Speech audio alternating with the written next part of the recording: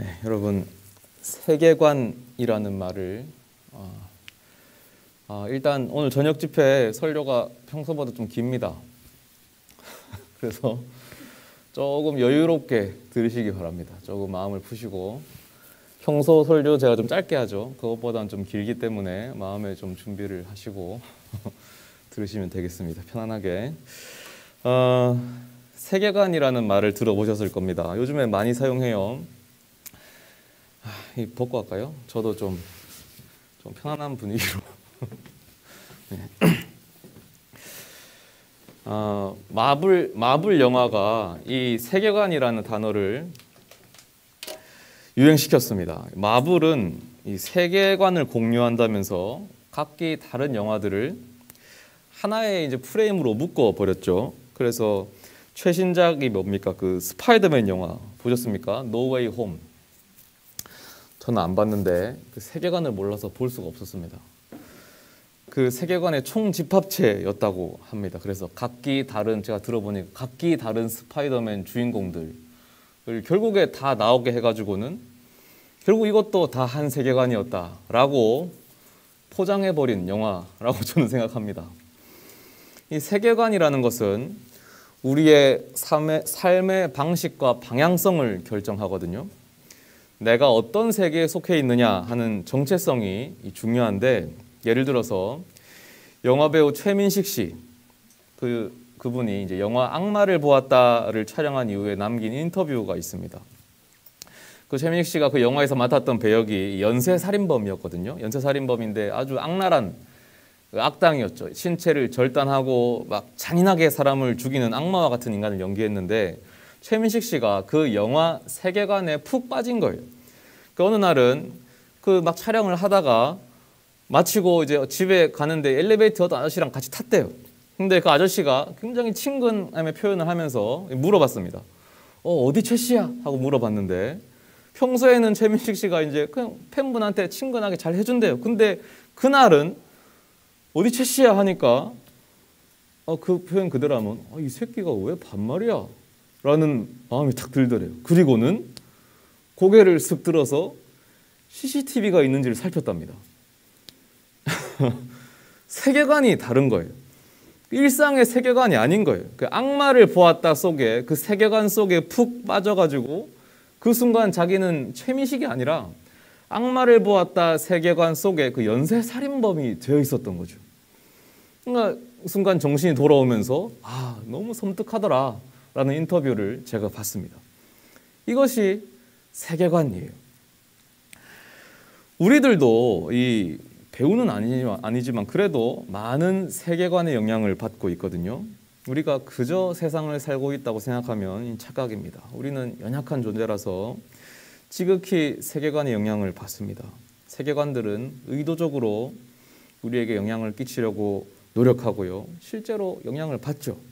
제가 대표적으로 몇 가지만 소개해 드리겠습니다. 첫째로 이 자본주의적 세계관입니다. 쉽게 말하면 돈이면 다다 하는 세계관이죠. 이 세계관은 우리의 최고 가치를 돈에 두게 만듭니다. 그래서 돈만 벌면 장땡이다 라는 생각을 갖게 해요. 조금 불의를 저질러도 좀 잘못해도 내가 돈만 좀 더 만지면 오케이다. 돈만 주면 다 해. 이런 거죠. 이게 자본주의적 세계관인데, 여러분 이 세계관에서 얼마나 자유롭게 살아가십니까? 이 자유로운 게 가능이나 한 걸까? 왜냐하면 이 세계관이 끊임없이 우리에게 이야기를 걸어오거든요. 예를 들면 유명 셀럽들이 타고 다니는 차라든지 자동차, 장신구라든지 가방, 옷, 액세서리, 아주 비싼 것들, 그런 것들은 미디어들이 계속 노출을 시켜요. 사실은 다 지 것도 아니야. 다 협찬인데 그 고가의 상품은 곧 성공이다라는 이야기를 하는 거예요. 그리고 그 이야기가 먹혀요.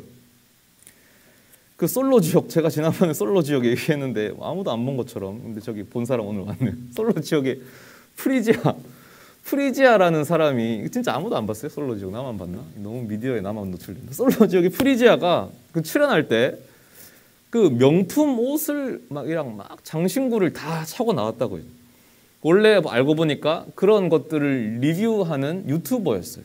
근데 사람들이 인기가 많으니까 막 파고 봤더니 다 짝퉁이더라 라는 거예요. 저격을 엄청 했습니다. 처음에는 막 저 사람이 저작권법을 무시한다, 어겼다 라면서 막 공격을 해가지고 뭐 디자이너들의 권리가 어떻고 저떻고, 그럴 리가 있습니까? 무슨 저작권법을 언제 챙겼다고. 결국에 그런 댓글을 봤습니다. 어떤 사람이 저는 언니를 롤모델로 삼고 있었어요. 언니 같은 금수저가 되는 게 제 꿈이었어요. 근데 알고 보니 다 거짓말이네요. 실망이에요. 무슨 정신 나간 소리를. 금수저가 어떻게 롤모델이 돼요. 완전히 자본주의적 세계관에 이 세뇌된 거예요. 이 세계관이 크리스천 세계관일까? 아니죠. 그런데 성경에는 등장합니다. 이 성경에서 자본주의적 세계관을 상징하는 신이 바알이거든요. 풍요의 신. 이스라엘이 이 자본주의적 세계관에 세뇌됐습니다. 그래서 바알 신을 섬겼어요. 그때 예언자 엘리야가 일갈하기를 바알 신을 섬기든지 여호와를 섬기든지 둘 중에 하나만 섬겨라. 두 신을 동시에 섬길 수 없다. 그렇게 얘기를 하죠. 두 번째 우리에게 영향을 끼치는 세계관이 뭐냐면 진화론적 세계관입니다. 이게 진화론과는 다릅니다. 이 우주 창조와 진화 그거 말고 진화론적 세계관인데 한마디로 말하면 약육강식입니다. 다윈주의랑 다른 강한 자가 살아남는다. 이게 진화론적 세계관입니다. 이 세계관에 세뇌된 사람들은 힘을 추구해요. 이 힘은 물리적인 힘이기도 하겠지만 대부분 어떤 능력을 의미해요. 그래서 뭐 권력이나 명예나 실력이나 외모나 다양한 모습으로 나타나는데 결국 1등이 아니면 실패한다. 1등이 아니면 살아남을 수 없다라는 생각으로 수렴되거든요. 이번에 동계올림픽에서 그 피겨 스케이팅 부분에서 러시아의 트루소바라는 선수가 은메달을 땄는데 아세요? 그 은메달을 이제 기다리다가 확정 은메달 탁 되니까 이 선수가 막 울면서 흥분을 했어요. 소리를 막 고래고래 지르는데 그 내용이 번역돼서 보니까 금메달 전부 금메달이 있는데 나만 금메달이 없어. 너무 싫어. 나 다시는 빙판 위에 올라가지 않을 거야. 이런 내용이었어요. 그래봤자 다 약물로 이제 금메달 딴 거죠. 아무튼 이해가 되죠. 은메달을 땄는데 다 금메달인데 나만 금메달 없어. 나 안 해. 그러고 깽판을 친 거예요. 그리고 울어가지고 화장이 다 번져가지고 범벅이 돼 더러워졌어. 그때 이제 이제 인형 같은 걸 주잖아요. 인형을 주는데 걔한테 이제 이 가운데 손가락을 팍 1등을 못하면 실패자라고 생각하는 거예요. 진화론적 세계관에 세뇌당한 겁니다. 어쩌다 그렇게 됐을까? 얘가 뭐 다윈의 종의 기원을 읽었을까요? 솔직히 다윈이 누군지도 모를걸요. 이 진화론을 몰라도 우리는 진화론적 세계관에 세뇌당합니다. 왜냐하면 이 세계관도 우리한테 계속 이야기를 걸어요. 우리가 보는 수많은 드라마, 영화, 웹툰 결국 보면 그 내러티브가 사건을 해결하는 게 다 힘이에요.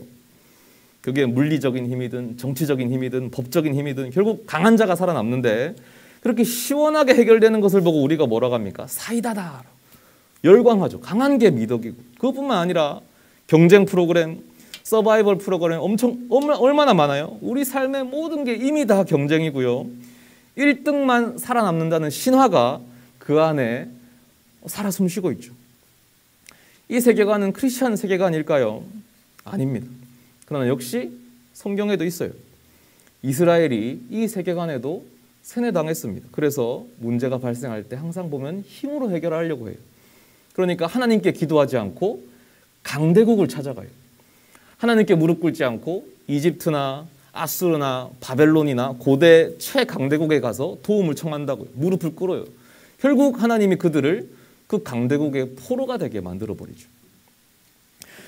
마지막으로 우리에게 영향을 끼치는 세계관이 뭐냐면 과학주의적 세계관인데요. 이것은 과학적 사고만이 옳다고 여기는 사고방식인데 이건 과학이랑은 또 달라요.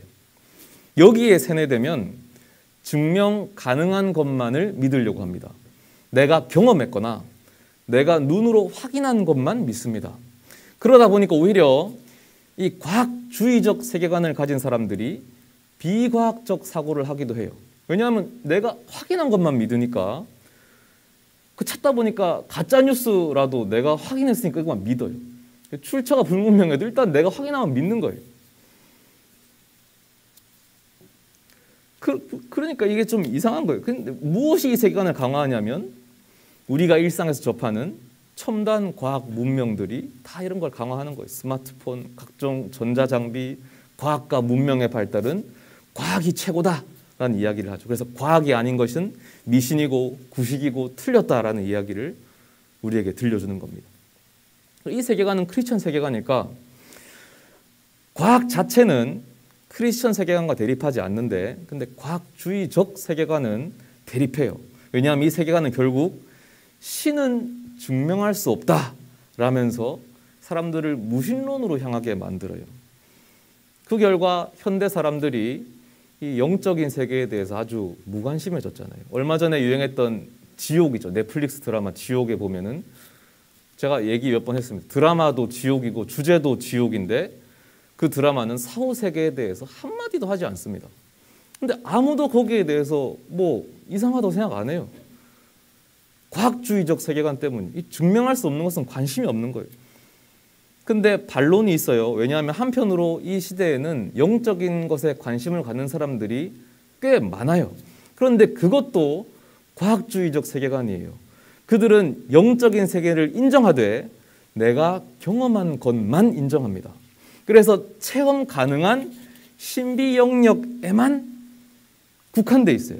뭐 사후 체험, 임사 체험, 명상, 요가, 이해됐어요? 그런 것만 유행해요. 그래서 이 세력이 기독교로 들어오거든요. 그럼 어떻게 되냐면 성령의 은사와 영적인 체험만을 강조하게 돼요. 그래서 실제로 지금 세계에서 가장 큰 기독교 교단이 오순절 교단입니다. 가톨릭, 뭐 동방정교, 개신교 다 합해도 오순절 교단이 제일 커요. 기독교 역사상 이런 적이 없어요. 다른 교단은 다 쇠락하고 있는데 오순절 교단만 커집니다. 이 교단이 추구하는 것은 신앙을 체험하는 거거든요. 내가 체험한 것만, 증명 가능한 것만 믿을 수 있다는 거예요. 저는 사실 그래서 이런 신앙에 대해서는 좀 논의가 필요하다고 생각하고, 개인적으로는 조금 기형적인 모습이라고 보고 있고요. 기본적으로는 과학주의적 세계관의 자연스러운 흐름은 무신론으로 향하게 돼요.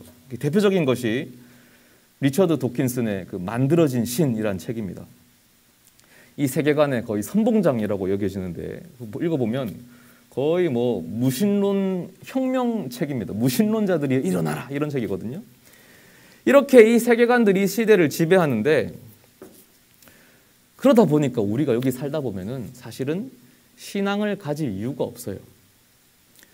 우리가 아무 생각 없이 살아가면 계속 이 세계관들의 이야기를 듣게 되거든요. 그래서 세뇌를 당하게 됩니다. 그러다 보면 신앙을 가져야겠다는 생각은 정말 1도 하지 않게 돼요. 절대 생기지 않습니다. 이것은 정말로 발버둥을 쳐서 바꿔야 되는 문제예요.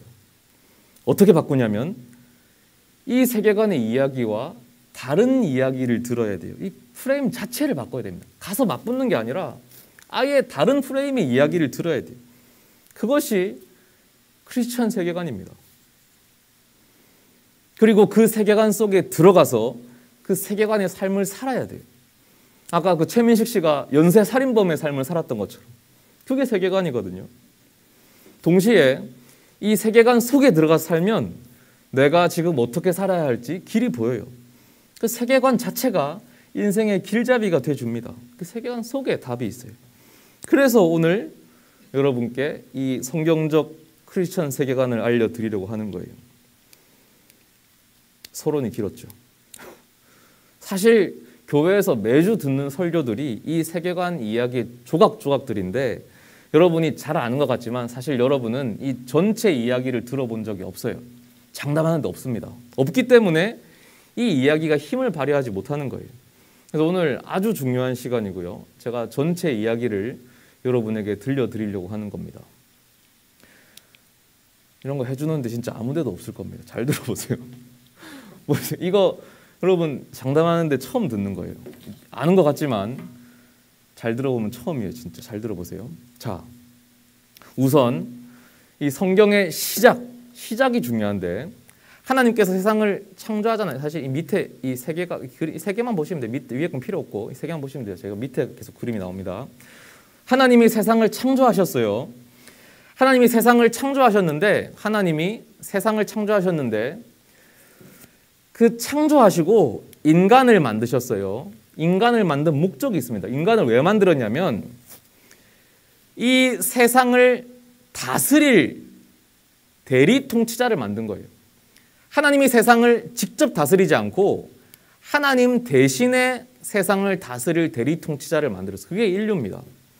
그것이 인간 창조 목적입니다. 그래서 이 인간은 하나님의 형상이에요. 하나님의 대리자거든요. 구체적으로는 왕 같은 존재고 제사장적 존재라고 하는데 그게 아담이었습니다. 그래서 세상을 다스리는 왕적 역할, 왕 같은 존재, 왕, 다스리는 것, 그리고 제사장, 하나님을 예배하는 역할이 두 개가 부여됐어요. 그런데 여기에 죄가 들어오는 거예요. 그래서 이 임무에 실패합니다. 이 다스리는 임무에 실패해요. 하나님의 창조 계획이 실패하게 된 거예요. 창조 계획이 뭐냐면 이 세상을 하나님의 뜻대로 다스리는 것. 이거예요. 하나님은 계속 이걸 하려고 하는 거예요. 그러면 이게 실패해서 하나님 어떻게 하겠습니까? 이 세상을 포기하느냐? 포기하지 않습니다. 하나님은 내가 포기하지 않고 이 계획을 정상 궤도에 돌리겠다. 그래서 어떻게 하시냐면 한 사람을 선택해요. 아브라함. 그리고 한 사람을 통해서 한 민족을 일으킵니다. 이 한 사람, 한 민족의 임무는 뭐냐면 이 사람을 통해서 인류를 회복시켜서 다시 이 인류가 세상을 다스리도록 하는 거예요. 이해되세요? 창조 계획 안에서 가는 겁니다. 아브라함을 선택하신 이유는 그래서 아브라함이 너를 통해 온 세계가 구원을 받는다. 너를 통해 온 민족이 복을 받는다는 것은 아브라함을 통해서 온 인류가 하나님의 창조 계획 안으로 다시 돌아오는 거예요. 하나님의 형상으로 회복되는 거죠. 하나님의 대리 통치자로서. 이 계획 안에 있는 겁니다. 그래서 이스라엘을 선택해서 하나님이 선택받은 민족으로 세우시는 겁니다. 근데 그때 큰 저항이 있습니다. 처음부터 인류를 막았던 죄가 이때도 들어와요. 안 하게 하는 거예요. 그 죄가 누구냐면 악의 형상, 악의 화신이 파라오입니다. 파라오. 이집트의 왕, 바로 왕, 파라오. 파라오가 왜 악의 화신이냐? 하나님이 처음부터 창조 명령이 생육하고 번성하라 했는데 파라오는 생육하고 번성하지 못하게 막아요. 애가 태어나면 다 죽이고 하잖아요. 그 파라오가 그 악의 화신이었어요. 그래서 사실 성경에서 기적이라는 것이 우리 생각보다 별로 많이 안 나오거든요. 특히 강렬하고 막 크고 화려하고 엄청난 기적 별로 안 나와요. 거의 다 파라오와의 기적에 몰려 있어요. 아주 많이 몰려 있어요. 왜 그러냐면 파라오가 악의 화신이라서 그래요. 하나님이 파라오와의 승부에서 전력 투구를 해요. 전력으로 승부합니다. 죄의 근원이기 때문에. 그래서 10가지 재앙으로 파라오를 박살을 내고 홍해를 갈라서 이스라엘을 만들어내시는 거예요. 근데 문제는 뭐냐면 그래서 이제 죄가 없어졌어. 파라오가 없어. 죄가 없는데 해놓고 봤더니 이렇게 해야 되는데 이스라엘 안에 죄가 있었던 거예요. 그게 광야에서 드러나요. 왜냐하면 광야는 아무도 없이 하나님과 이스라엘만 있었는데 이스라엘 얘네들이 자꾸 반란을 일으켜 죄가 이스라엘 안에 있네. 그래서 이게 또 안 돼. 이게 실패해. 하나님의 창조 계획이 또 좌절하게 됐어. 근데 하나님이 포기하지 못합니다. 왜 포기 안 하냐면 아브라함하고 약속을 했거든. 내가 너를 통해서 세상에 복을 주고 세상을 구원하겠다. 그 약속 때문에 하나님이 신실하셔서 약속을 어기지를 못해요. 말 잘못해가지고 약속 때문에 이걸 포기를 못하는 거예요. 그래서 그때부터 이제 이 궤도를 돌리기 위해서 여기 죄가 막 가로막고 있는데 이 죄를 해결하기 위한 해결자들을 보내요. 첫 번째로 사사들을 보냅니다. 사사를 보낸 목적은 이스라엘을 회복시키고 그래서 끝이 아니라 인류를 회복시키고 끝이 아니라 땅을 다스리는 것. 사사로 안 되죠. 그 다음에 다시 왕을 보내요. 왕 다윗이 잠깐 성공했지만 다윗도 타락하고 그 이후에 왕 40명 전부 다 실패해요. 전부 다는 아니지만 아무튼 다 실패해요. 왕이 실패하니까 왕이 안 될 때마다 하나님이 선지자를 보내요. 선지자는 왕이 말을 안 들으니까 하나님이 직접 통치하시는 건데 어떻게 합니까? 사람들이 이스라엘이 선지자를 다 잡아 죽이죠. 안 되는 거예요. 그러니까 이 하나님의 창조 계획이 계속해서 이제 먹히질 않는 거예요. 그러면서 이스라엘의 죄가 절정에 달합니다.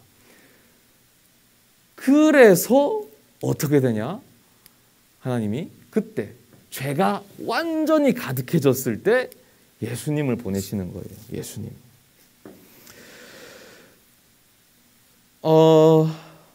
그래서 우리가 깨닫는 것은 뭐냐면 예수 그리스도가 단순히 우리 죄나 인류의 죄를 용서하기 위해서 오신 게 아니라는 걸 알아야 돼요.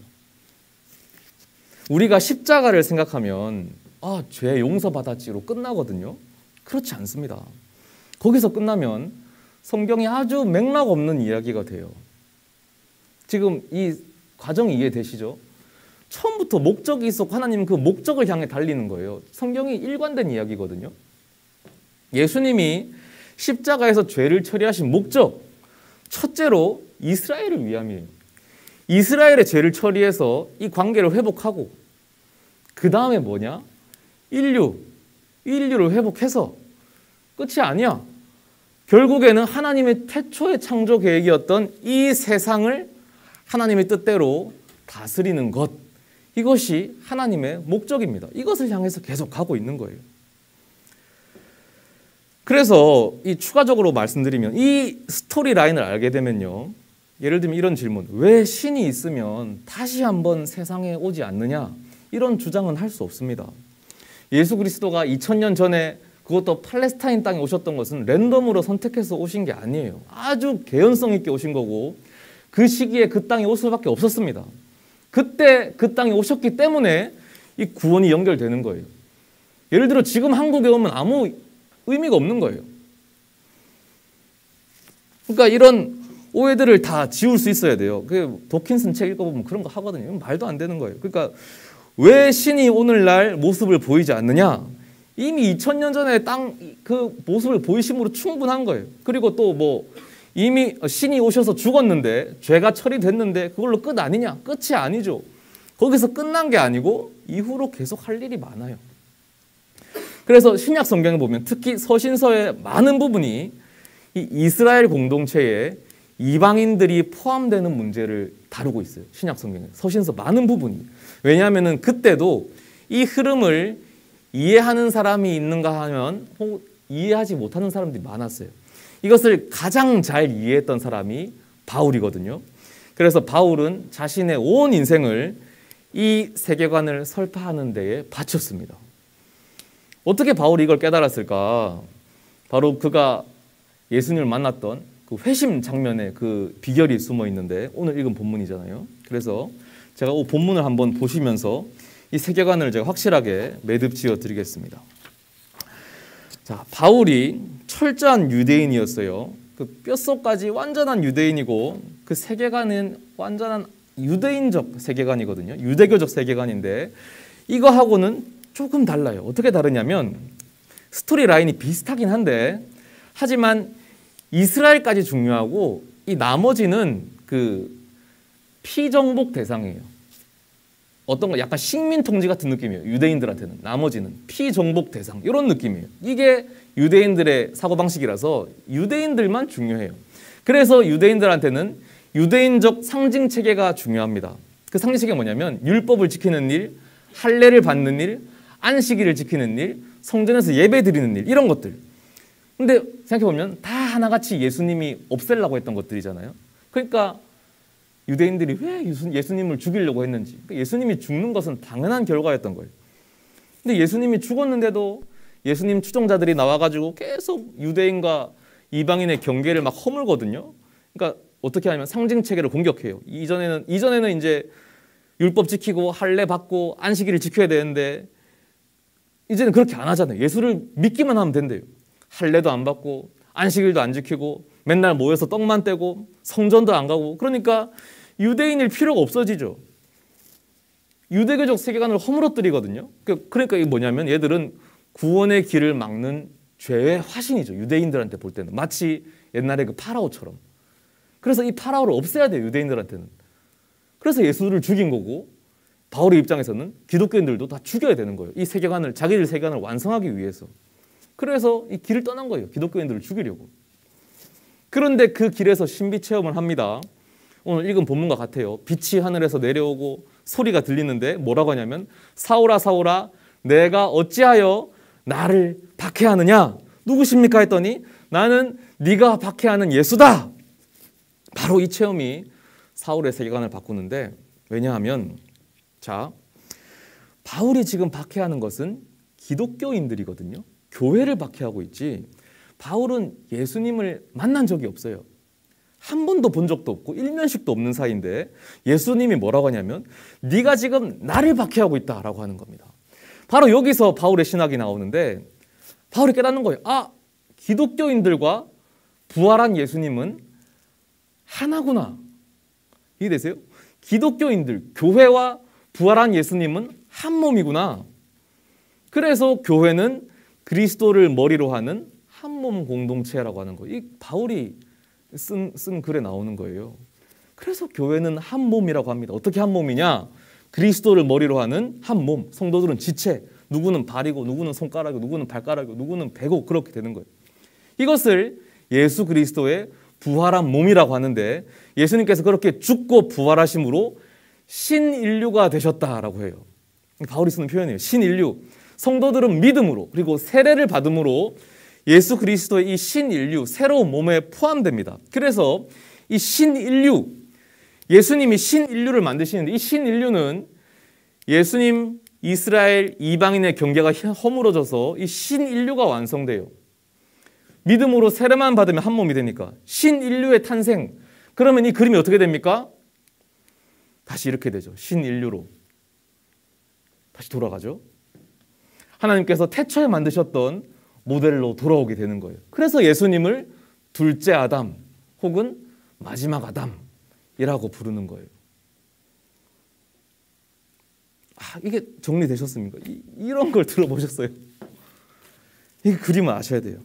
그런데 이 세계관이 아직 완성되진 않았어요. 왜냐하면은 예수님한테서부터 시작됐지만 아직 미완성인데, 그래서 이 세계관을 완성하는 데에 우리 삶의 목적이 있는 거예요. 어디가 미완성이냐면 일단 예수님의 이 신인류 프로젝트가 아직 진행 중이에요. 우리는 이미 믿음으로 예수님과 한 몸 공동체가 됐는데 이제 더 많은 사람들을 이 몸에 포함시켜야 돼요. 이것을 전도라고 합니다.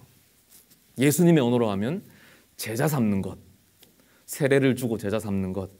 물론 이제 얼마나 더 많은 제자가 남아 있느냐 이거는 이제 알 수 없죠. 그럼 어찌 됐든 이 임무가 남아 있고요.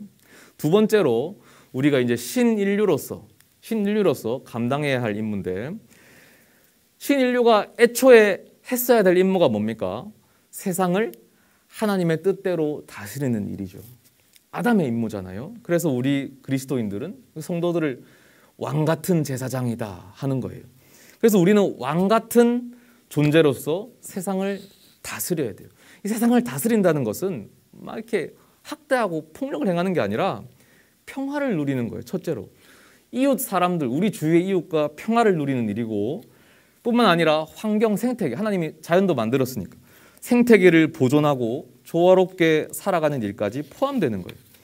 그리고 제사장적 존재로서 예배하는 일, 이게 다 포함됩니다. 정리하면 전도, 예배, 이웃과 평화, 생태계 보존, 이 모든 일들이 우리의 사명인 거예요. 이것은 하나님이 천지 창조 때부터 계획하셨던 수건 사업이에요. 이제 와서 이룰 수 있게 된 거예요. 어떻게? 예수 그리스도와 한 몸이 됨으로써 교회 공동체 안에서 가능하게 된 겁니다. 그래서 우리가 인생을 살아갈 때에 사실 무슨 일을 하느냐, 어떤 직업을 갖느냐 이런 것은 크게 상관이 없어요. 어떤 자리에 있느냐, 누구를 만나느냐 그런 건 큰 문제는 아닙니다. 그러나 어디에 있던 어떤 자리에 있던 이 사명을 염두에 둬야 돼요. 우리가 성경적 세계관 속에 살아간다면 이 사명을 수행할 수밖에 없습니다. 예를 들면 과학주의적 세계관에 몰입해가지고 하나님을 의심하고 무신론에 빠져들지 않을 거 아닙니까? 어디에서건 하나님을 예배하고 감사하고 영광을 돌리겠죠. 또 진화론적 세계관에 몰입해서 강한 자가 옳다라는 논리를 주장하지 않을 거 아닙니까? 오히려 예수님의 십자가를 마음에 품고 만나는 사람과 평화를 누리고 사랑하고 용서해야 되겠죠. 그 자본주의적 세계관에 몰입해서 하는 일마다 이윤만 추구하지 않을 거 아닙니까? 생명을 살리고 생태계와 공존하는 길을 선택할 겁니다. 하나님이 맡기신 일이니까. 그 전도도 마찬가지예요. 전도도 폭력적으로 행하면 안 됩니다. 영리하게 접근해야죠. 예를 들어 십자군 전쟁 같은 방법의 전도는 진화론적 세계관과 결합된 형태죠. 힘으로 하는 전도잖아요. 이 시대에 어떻게 현명한 방법으로, 평화적인 방법으로 예수님의 제자를 삼을 수 있는지 고민해야 되는 거예요. 왜냐하면 성경적 세계관 속에 우리가 살아가고 있으니까. 이 게임의 룰을 바꿔야 되는 거예요. 세계관들이 계속 경쟁하거든요. 끊임없이 자기 이야기를 들려줘요. 제가 처음에 말씀드렸죠. 우리가 일상 속에서 보고 듣는 모든 것들이 이 세속적 세계관의 이야기를 담는 그릇입니다. TV 광고나 뭐 스마트폰 속 콘텐츠, 문명, 기기 모든 것들. 성경적 세계관을 이야기하는 곳은 교회밖에 없어요. 그러니 사실 여러분이 일주일에 한 번만이라도 교회는 꼭 나오셔야 됩니다. 왜냐하면 한 번이라도 귀를 열어서 이 세계관의 이야기를 들어야 돼요. 이 게임 자체가 불공평해요. 이거라도 안 하면 우리가 다른 방향으로 세뇌를 당합니다. 이 바깥에서 말하죠. 교회가 세뇌하는 거 아니냐? 아니요. 세속적 세계관들이 우리를 세뇌하고 있어요. 그래서 사실은 매일 기도하고 성경 보고 이것도 굉장히 중요합니다. 다른 이유로 중요한 거예요. 스스로에게 또 이야기를 들려주셔야 돼요. 내가 어떤 세계관 속에서 사는 사람인지 알려주셔야 돼요. 그래야지 안 헷갈리는 거예요. 오늘 수련회 시간표에 보면 챕터 1에서 5까지가 있는데 이것은 한 신학자가 성경을 이제 연극 대본처럼 분류를 한 거거든요. 가정을 한 거예요. 만약에 셰익스피어의 한 연극 대본이 이제 발견됐다라고 생각하는 겁니다. 5막으로 되어 있는데 이 연극 대본이 가정이에요. 문제는 5막의 마지막이 다 찢어진 거예요. 분실됐어. 시작과 끝만 남아있어. 그런데 이 대본이 너무 문학성이 좋아. 그래서 묵혀둘 수가 없어. 무대에 올려야겠어. 어떻게 할까? 미완성인 채로 올릴 수는 없습니다. 그렇다고 누군가가 사라진 부분을 임의로 작성해서 완성할 수도 없어요. 그러면 그건 더 이상 셰익스피어가 아니니까. 그래서 그 신학자는 뭐라고 하냐면 그때 제시할 수 있는 최선의 방법은 셰익스피어의 아주 정통한 배우들을 섭외해서 1막부터 4막까지 그 세계관 속에 들어가서 연기를 몰입해서 하게 한다는 거예요. 그리고는 5막을 없는 부분을 즉흥 연기를 하게 시키라는 겁니다. 어차피 시작과 끝은 있으니까. 그래서 정해진 결말을 향해 가도록 서로 호흡하면서 맞춰가게 하는 방법이 최선이라고 해요.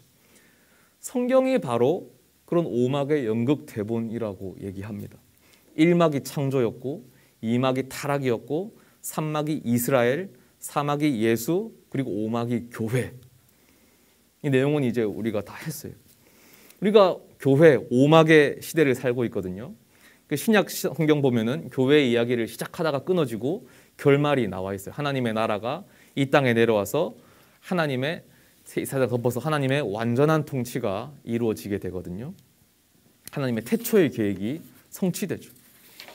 그래서 우리는 이 연극 대본을 집어든 배우가 되는 거예요. 이 대본을 씹어 먹어야 돼요. 완전히 빠져드는 거예요. 최민식 씨가 그 세계관 속에서 연쇄 살인범이 되어가지고 어디 최 씨야 했더니 이 새끼가 왜 반말이야? 하면서 CCTV를 살폈던 것처럼 우리가 그렇게 세상을 살아가는 거예요. 그러면요 사실 아까 3시에 했던 것처럼 뭐 음성이 들리네 마네 하나님이 사인을 주시네 마네 그런 건 사실 별로 필요 없습니다. 세계관 속에 답이 다 있어요. 하나님의 답을 찾아 멀리 헤맬 필요도 없고 세계관에 몰입해 들어가면 그 세계관이 정답을 알려주거든요.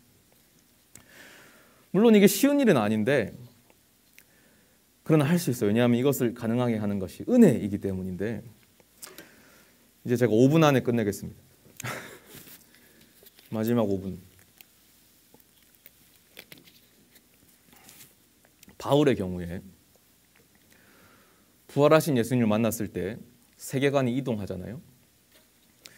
유대교적 세계관에서 크리스천 세계관으로 이동이 일어나는데 이 과정에서 은혜를 경험합니다. 바울이 유대교적 세계관에 있을 때는 엄청난 내공이 있었거든요. 그는 초엘리트였습니다.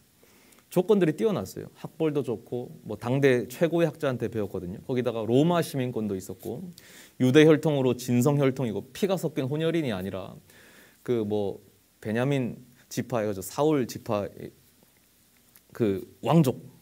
근데 뭐 다른 그 무엇보다 대단했던 것은 그가 율법을 모조리 다 지켰다는 거예요. 자기 입으로 직접 얘기해요. 나는 율법을 다 지켰다. 율법으로 조금도 부족함이 없다. 성경에 써 있어. 설마 바울이 거짓말했겠어요? 흔히 뭐라고 합니까, 목사님들? 율법으로 왜 구원받을 수 없냐? 지키는 게 불가능하기 때문에. 아니요. 지킨 사람 있어요. 바울 자기는 다 지켰대요. 그래서 보면 갈라디아서 보면 당당하게 말해요. 갈라디아에서 할례파들한테 야, 니들 할례 주장하려면 율법 다 지키고 말해라. 딴 건 안 지키면서 치사하게 할례만 얘기하냐. 다 지켜라. 그러면서 막 야, 그 껍질 그렇게 자르고 싶으면 차라리 통째로 다 잘라라. 막 이렇게 막 욕하거든요. 왜 이렇게 주장할 수 있냐면 자기는 다 지켰거든요. 대단한 사람입니다. 정말 흠이 없는 사람이었어요. 그런데 세계관을 옮기는 순간 그게 다 쓸모 없어집니다. 왜? 크리스천 세계관에서는 믿음 하나면 되거든요. 율법 지키는 게 전혀 가치가 없어요. 바울이 그래서 말하는데 내가 이것들을 다 배설물로 여기노라. 이 번역이 점잖아서 그렇지 실제로는 이렇게 돼 있습니다. 그것들 이제 보니 다 똥이다. 쉿이다. 이렇게 돼 있는 거예요. 오히려 바울은 그리스도인들을 죽이고 다녔으니까 이 세계관에서 얼마나 대역죄인입니까? 그런데 예수님은 바울을 사도로 사용하시고 초대교회의 반석 중 하나로 세우시고 신약 성경의 대부분을 바울이 썼고 바울이 아니었으면 이 세계관이 완성되기도 힘들었을 거예요. 그래서 바울이 언제나 은혜에 목을 매요. 처음부터 끝까지 은혜입니다. 우리한테도 마찬가지인데요. 우리가 왜 그렇게 애를 쓰며 살아갑니까? 사실은 세계관 때문이에요. 돈이 최고라고 말하는 세계관 때문에 돈을 벌기 위해 아등바등하고 있고요. 힘이 최고라고 말하는 세계관 때문에 더 위로 올라가려고 혼신의 노력을 다하는 거예요. 그런데 그거 진실이 아닙니다. 그냥 세계관의 이야기예요. 돈 없다고 인생 안 망합니다. 남들보다 뒤처져도 실패하지 않아요. 기독교 세계관으로 넘어오잖아요. 그러면 거기서 추구하던 것들 그냥 다 배설물과 같아요. 똥이에요. 내가 돈이 얼마나 많건 뭐 얼마나 금수저건 어떤 경력이 있고 뭐 어디 대학을 나왔고 연봉이 얼마고 어떤 성과를 내고 다 똥입니다. 그게 무슨 상관입니까? 믿음으로 신인류가 됐는데. 그래서 이 기독교 세계관을 살아가는 사람은 좀 부족해도 괜찮아요. 돈 좀 없어도 괜찮고 경력이 좀 빈약해도 되고 연봉이 좀 작아도 되고 능력이 좀 모자라도 되고 외모가 좀 못생겨도 되고 성과가 없어도 괜찮아요. 그거 없다고 인생 망하지 않습니다. 그게 전혀 중요한 가치가 아니에요. 내 인생인 책임져주는 존재가 따로 있잖아요. 나는 하나님의 형상이 왕 같은 제사장이 믿음으로 그런 존재가 됐다고요. 그러니까 그쪽 세계에 괜히 남아서 자존감 깎아내리지 마십시오. 쉬지도 못하고 힘들 야등바등 죽지 못해 살지 말라고요. 인생의 목표가 뭐 몇 억 벌어가지고 아파트 마련하고 거기서 뭐 이렇게 먹고 사는 데 있습니까? 그게 행복일까요? 그거 진실 아닙니다. 세계관이 하는 이야기. 인생의 목표가 어느 분야에서 뭐 정점을 찍고 뭐 유명해지는 겁니까? 거기에 행복이 있을까요? 진실 아닙니다. 세계관이 하는 이야기예요. 그 이야기들에 세뇌되어 있으니까 자신이 부족하다고 여겨지고 자꾸 위축되는 거예요. 정말 가슴이 아픕니다. 이 고귀한 하나님의 형상들을 누가 감히 그런 시궁창에 처박아 놓은 거예요. 성경의 세계관이 하는 이야기를 들으십시오. 여러분은 이미 충분해요. 여러분은 이미 그리스도로 인해서 신인류가 됐어요. 하나님께서 태초부터 고대하고 기다리셨던 그 하나님의 형상이라고. 여러분이 이 땅에 태어나기만을 그렇게 기다리고 기다리셨습니다. 엄청난 존재예요. 누가 여러분을 모욕합니까? 이 세계관을 선택하십시오. 이 세계관 속에서 살아가십시오. 여기에 인생의 진짜 행복과 목적이 있습니다.